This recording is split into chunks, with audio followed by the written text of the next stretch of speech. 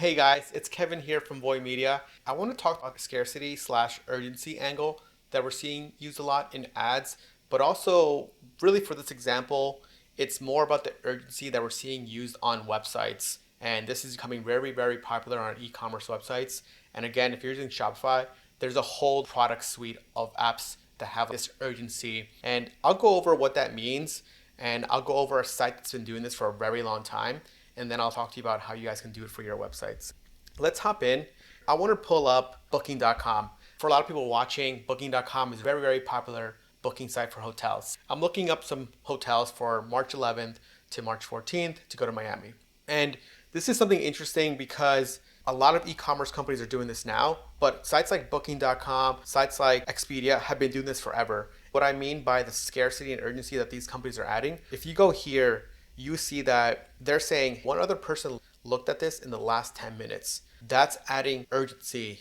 And then there's another one that says this was booked 4 times. Look, it just changed to the last book for your dates 57 minutes ago. Urgency here of how to do it, scarcity. Again, urgency slash scarcity go hand in hand together. If I don't book in the next hour, someone's gonna take it because I can see that there's people on the website right now. This works well. Booking.com's been doing this. Airbnb kind of has this now. You're seeing a lot of websites do this now. Booked 2 times in the last 6 hours. So for something like booking.com, a lot of this stuff makes sense because you know that this is a very popular website.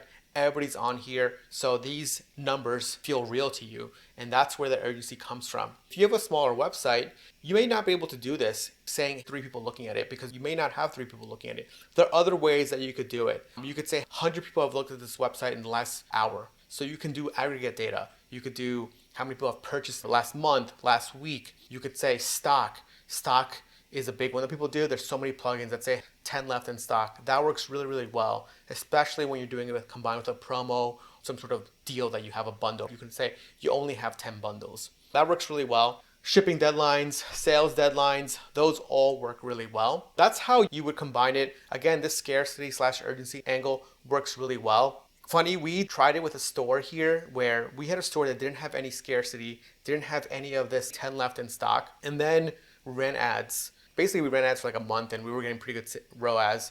And then we added this sort of scarcity, this test. Essentially, the ROAS just went much higher. CPA got a lot lower because people felt that they had to buy right now versus they had to wait. I think if you're a brand watching this video, or a founder watching this video, or even a marketer, think about how you can employ this tactic to certain products, certain offers. And if you don't want to make your whole website have the scarcity urgency, maybe test it on a landing page. That's a great way to see if this is going to work for you. My name is Kevin Urrutia from Voy Media. Thanks for watching. If you're watching on YouTube, please make sure to like, subscribe, and leave a comment if you enjoyed the content. Thanks.